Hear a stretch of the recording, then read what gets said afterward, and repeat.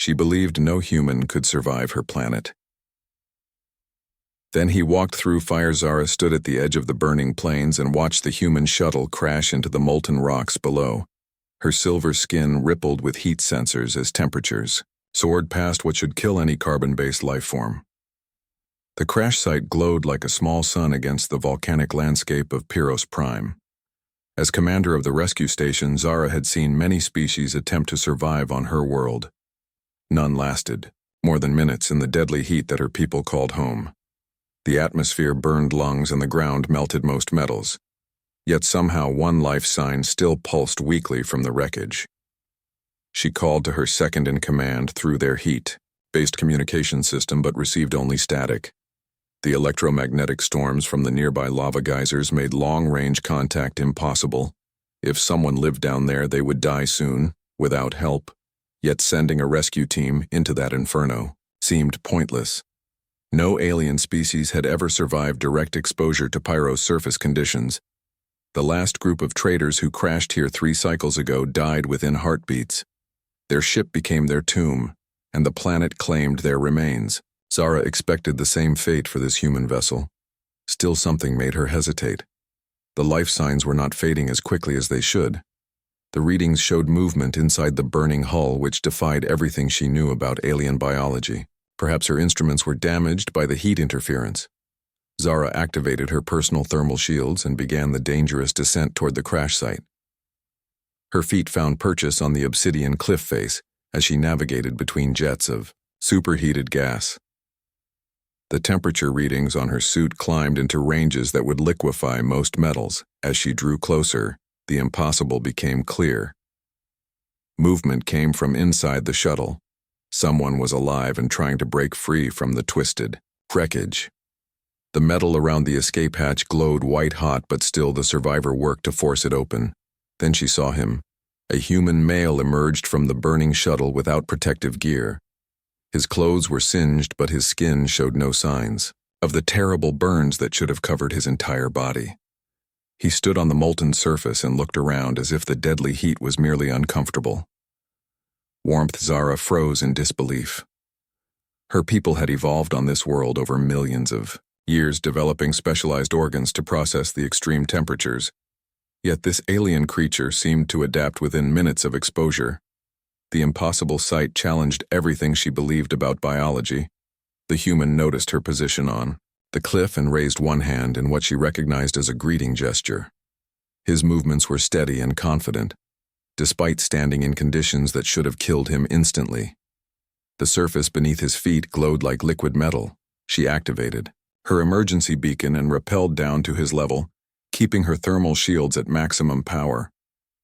Even with full protection, the heat made her specialized cooling organs work overtime.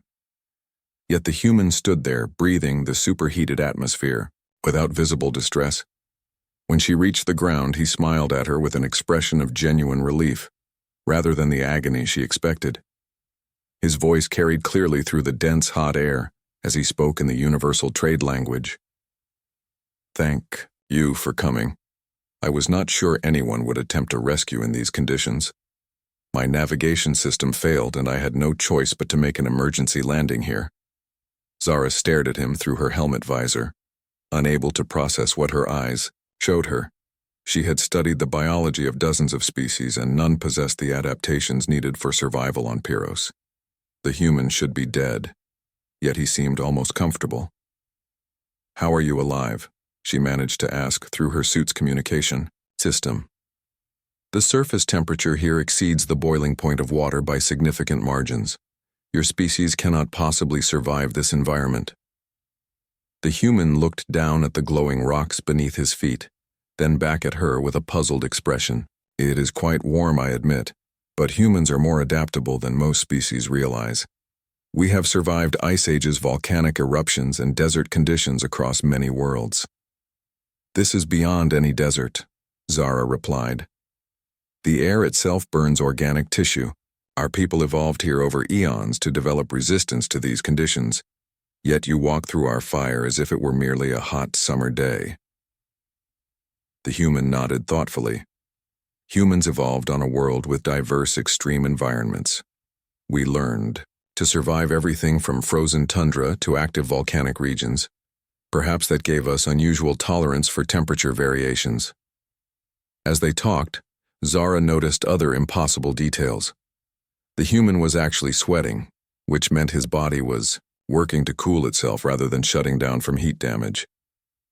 His breathing remained steady and normal, while most aliens would be gasping for oxygen in the thin, superheated atmosphere.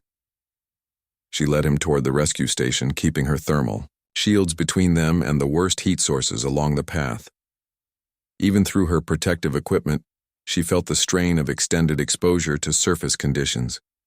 Yet her companion seemed to grow more comfortable with each passing moment. "What brings you to our system?" she asked as they climbed toward the station entrance.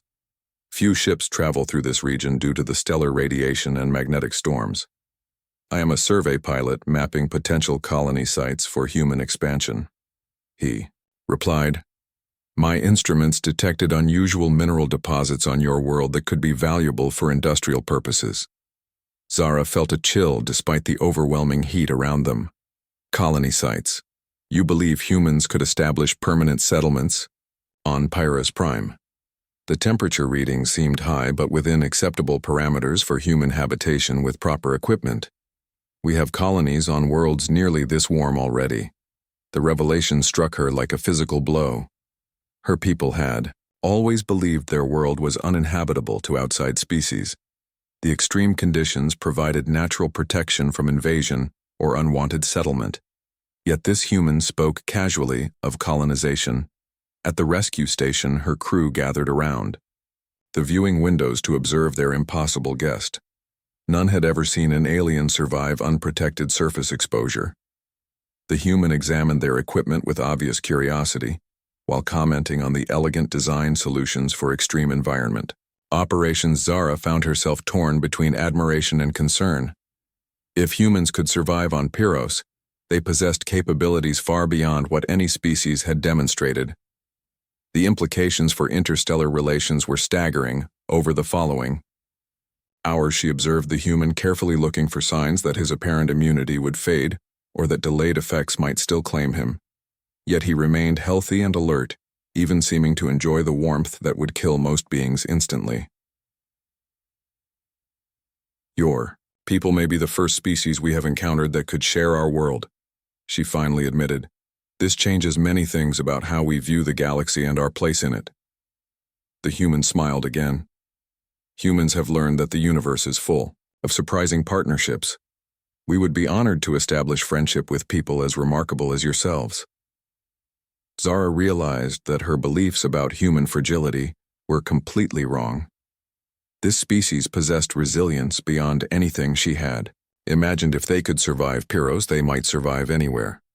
The galaxy had just become a much more interesting place. As rescue ships arrived to retrieve the survey pilot, Zara found herself looking forward to future contact between their peoples. Perhaps her world would not remain isolated much longer. The human had walked through their fire and emerged unharmed. That alone proved that the universe held wonders she had never considered. In the days that followed, Zara submitted her report to the Planetary Council, recommending immediate diplomatic contact with the human government. The implications of their heat resistance could reshape interstellar politics. The human had proven that her people were not alone in their ability to thrive under extreme conditions. Perhaps together they could explore worlds that neither species could settle independently. The possibilities seemed as endless as the burning plains of home. When the next human ship arrived carrying diplomatic representatives, Zara volunteered to serve as cultural liaison. She had witnessed the impossible and wanted to understand these remarkable beings better. The galaxy had become a much smaller place the day she watched a human walk through fire and live